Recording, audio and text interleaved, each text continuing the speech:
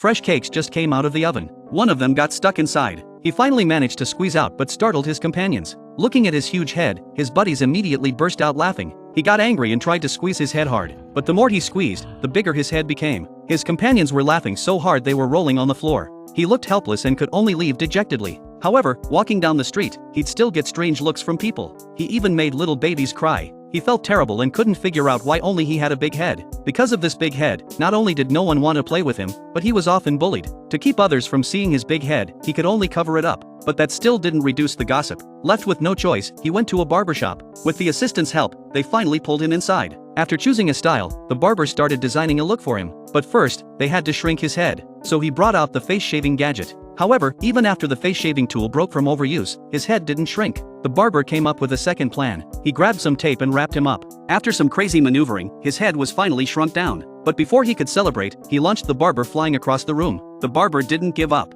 Then he brushed chocolate all over him. But as soon as the chocolate was applied, it melted off. Multiple plans had failed, and he started crying in frustration. Just then, 3 guys walked in. Not only did they not comfort him, they laughed out loud instead. The barber couldn't stand it anymore and immediately told them to get out. After that, he couldn't hold back his grievances and started bawling. Right at that moment, the barber suddenly noticed that his fallen tears had turned into a crown. His inspiration struck instantly, so he quickly sprang into action. He took out strawberry sauce, stirred it a few times, and spread it on his head. Then covered it with banana peels, tied it up with string, finally stuck a ring of potato chips around it, sprinkled on some blueberries, and the crown was complete. He returned to the cake shop wearing his crown. The pastry chef was struggling to choose a signature cake for the store. His eyes suddenly lit up as he picked up the crown cake like he'd found treasure. Then without hesitation, he placed it in the most prominent spot. He raised his scepter of victory. With everyone's adoration, he was finally reborn, and became the true king of cakes.